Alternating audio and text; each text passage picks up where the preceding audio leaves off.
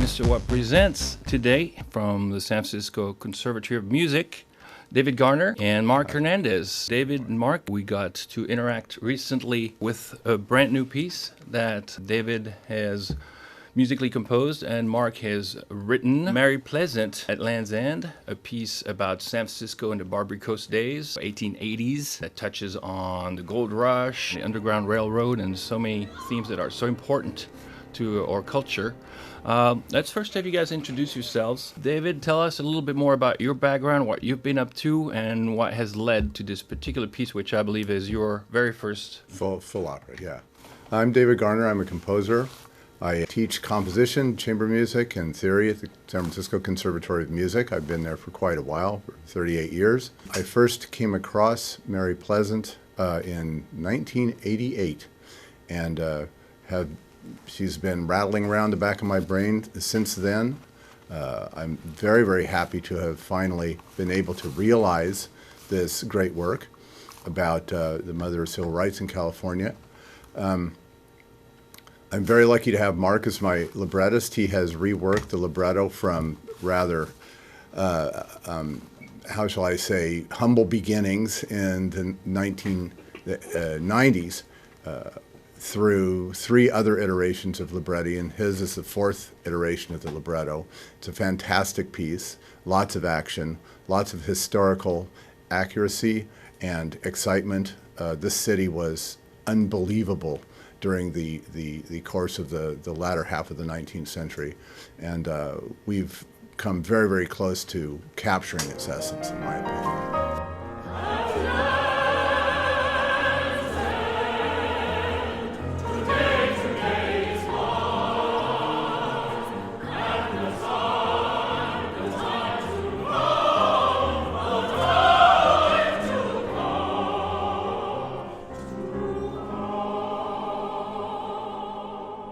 I had heard a few excerpts. David had written a few numbers in isolation, but typically the story comes first, the words come first. And that was a bit of a wrestling match, I would say, because the first scenarios that David shared with me were interesting, but I began to be concerned about the perception regarding Mary Pleasant, because, to be honest, the most interesting stories about her are the false ones, and the ones that play on attitudes towards race and gender, and in this case religion, because Voodoo played a prominent role in the way that public perceived Mary. And the thing is, there's not a whole lot written about Mary Pleasant. The things that get the widest publicity are those apocryphal stories, those frankly horrible stereotypical stories. But I relied on one book primarily. It's called The Making of Mammy Pleasant by Lynn Hudson. And it's probably the most accurate and comprehensive view of Mary Pleasant. I use that as the basis. And when you strip away all the sensationalism, you're left with a powerful woman, a powerful, capable woman.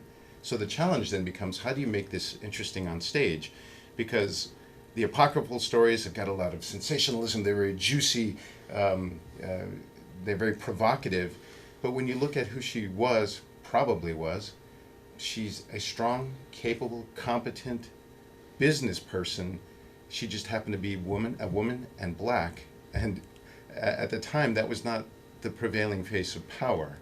So my challenge was to take what is maybe not the most exceptional story, but make it interesting. Is it fictional? Is it history? What's the ratios between the two? I felt it was very important that it be as accurate as possible, out of respect for her, Mary Pleasant.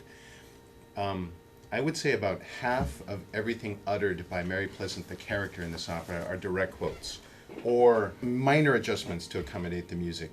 The only fiction that came into play was I had to take a couple of surrounding characters and make amalgams, so that the two men, for example, are composites of a couple of men that were in Mary's life. They're still largely based in the historical record.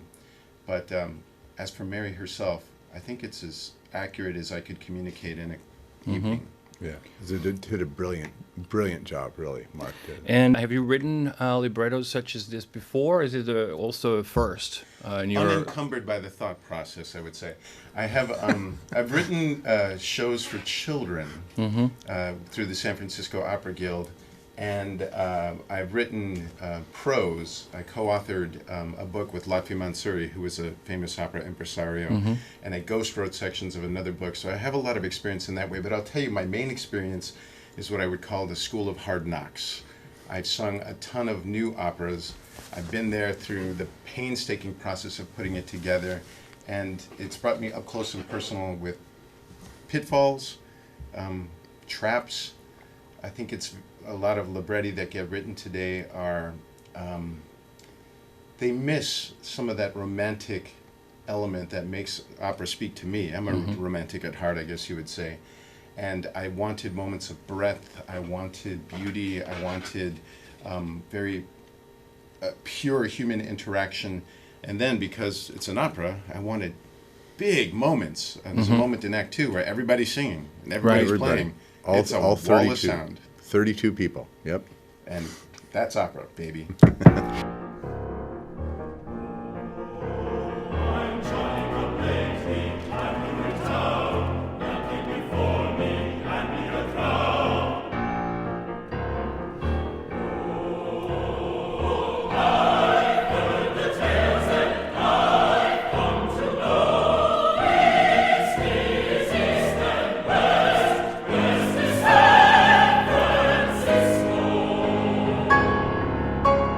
And what is the specificity of operatic narrative writing? What's the difference between writing a short story or a novel and writing this particular form of literature? A lot of things, but I'll specify two.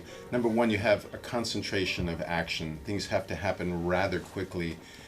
You have to make some you're inviting the audience to make some assumptions and fill in some blanks based on very basic human nature. You know why this character is doing that, because you know that type. I'll have what I've always had. I want what I've always wanted. The usual, one simple request. The usual. Rye whiskey, tenderloin. Second thing I would cite is there has to be moments, typically arias, where time stops. Time stands still, and the character expresses something that is profoundly personal, typically of an emotional nature, no action happening at all.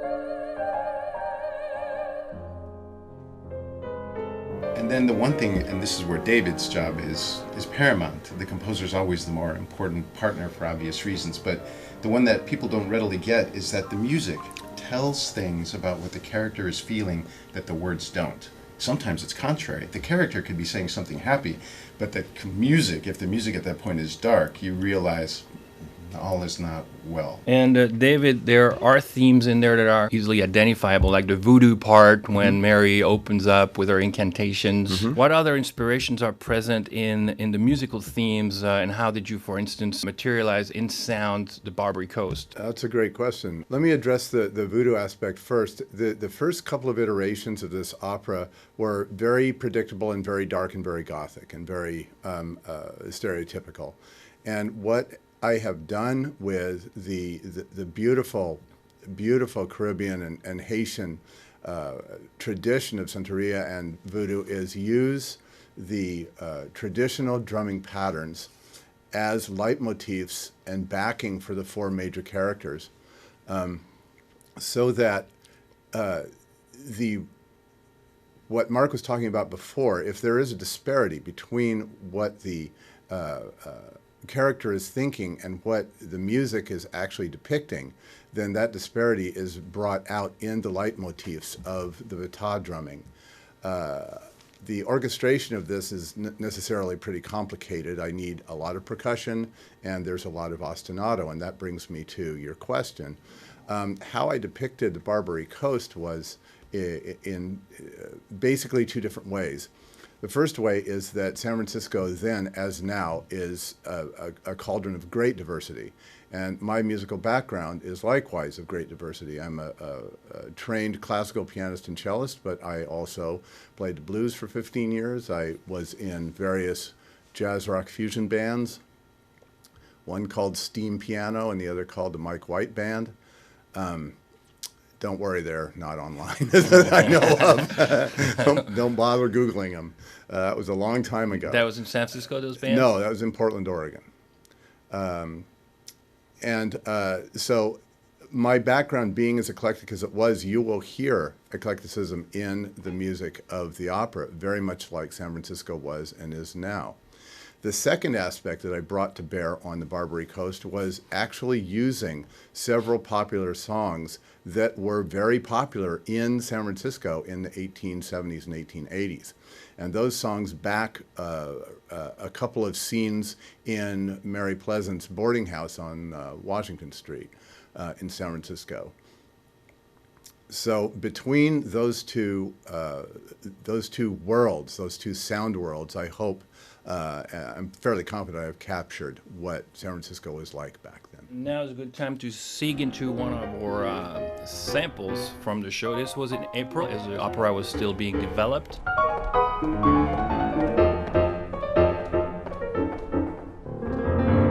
one up and this one down, drops the guns come man unseen. This one down and this one up, reaping cash while we dream. Who had was that this one here and this one there, drops the guns come man unseen. This one there and this one here, reaping cash while we dream.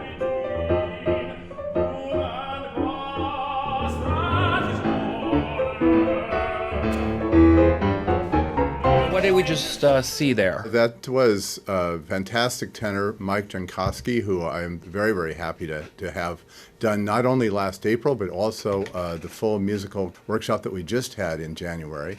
His character is Artemis Dodge, who, as Mark has already stated, is an amalgam of several businessmen and bankers in San Francisco during that era.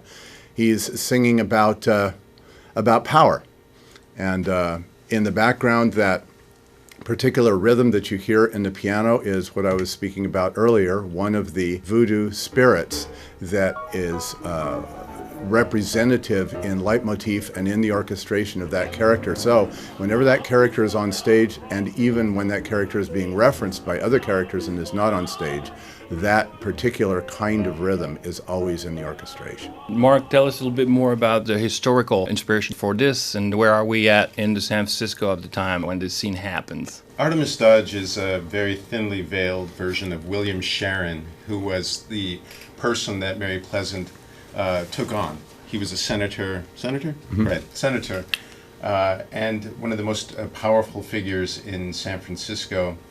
And he's representative of an attitude that is transplanted from the East Coast. East Coast attitudes, we all know who is in charge. We all know who wielded the power. San Francisco was up for grabs. All of California was up for grabs at its birth. And it was that familiar power structure from the East, white, Anglo-Saxon Protestant, that was, for a time, trying to assert that model, impose that model onto the state and onto the city. It didn't. And Mary Pleasant is the face of the opposition. It's not necessarily a headbutting opposition, it's more this idea of cosmopolitanism. San Francisco and California have always been polyglot, they were from birth. So in this particular aria, we're getting an idea of Dodge's worldview, which is money rules, men rule, white men rule. Always been that way and it always shall be that way. Mm-hmm. And he is using the idea of manipulating people. It is a nod, I hope, this is an idea for the director. We tried to shy away from these stereotypes about voodoo in particular, and I wanted a little tongue-in-cheek reference to voodoo dolls here.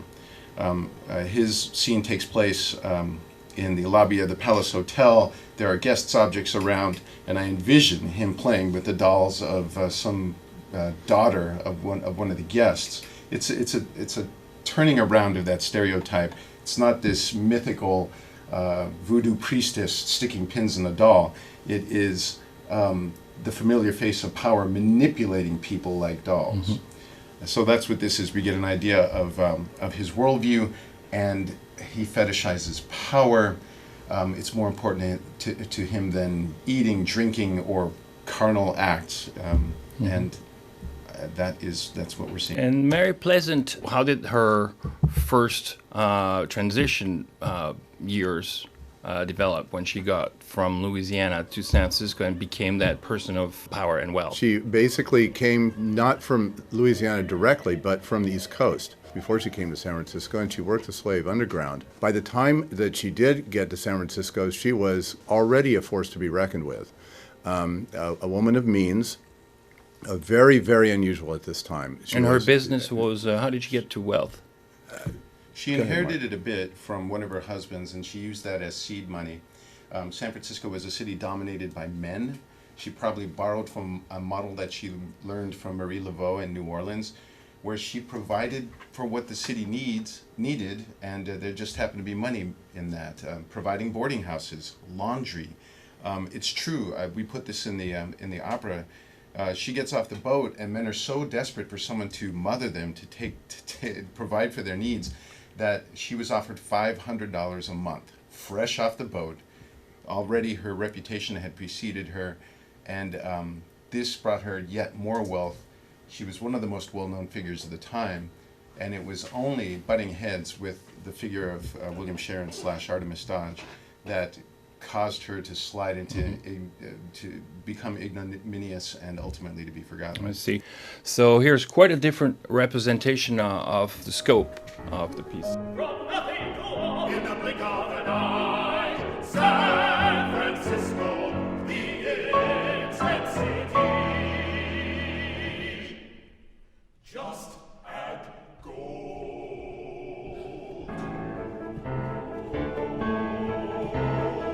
This is the spot, this is the spot, with the gate made of gold. This is the spot, this is the spot, with the gate made of gold. A place of untold promise and wealth. Today you arrive with a cent in your hand. Today you arrive with a cent in your hand. By God, you command everything that you see.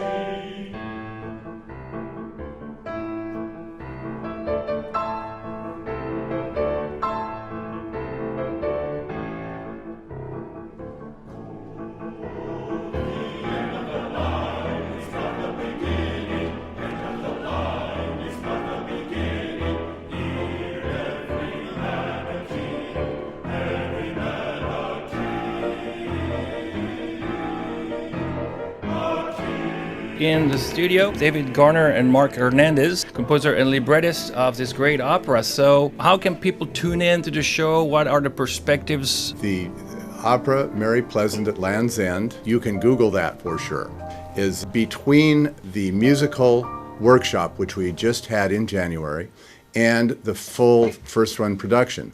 We are still fundraising. Feel free to donate to this very, very important opera. We have a GoFundMe campaign. It's GoFundMe/Mary Pleasant. Right now we're in the process of finding a large regional or national opera house to foot the first run production. We've had a number of angels help out. Very unusual. This is not the way an opera gets written. I can't believe we're this far, and it's because of a handful of people who have invested in both of us, but especially David. He's had a lot of fans for a lot of years, and finally we're able to get some resources for him to bring out what's in his head. For those people, we have gifts of all sizes that have helped us. The GoFundMe site is a great place if you'd like to help us with a gift of any size. If it gets to a certain point and tax implications become important for you, then we do have a fiscal sponsor who would be able to offer a tax deduction, for example. The next stage is for some revisions based on, not many, based on what happened in January, and then creating the engraving, which is the material parts, piano vocal score parts, per piece, per instrument. And we have a few friends in opera companies around the country. We're going to share the results of January with them and hope to excite some interest. All right. Well, Mark, thanks for coming over to the studio. Pleasure, Ben. Thank you, Benoit. David, thank you for coming over. I have seen the show and I highly recommend it. Keep your eyes on Mary Pleasant at Land's End, an important part of San Francisco culture that is still developing and happening. You can go and help out by visiting GoFundMe/Mary Pleasant, or you can stay tuned with what's going on at the San Francisco Conservatory of Music. This is the kind of thing that we love to promote. Signing off.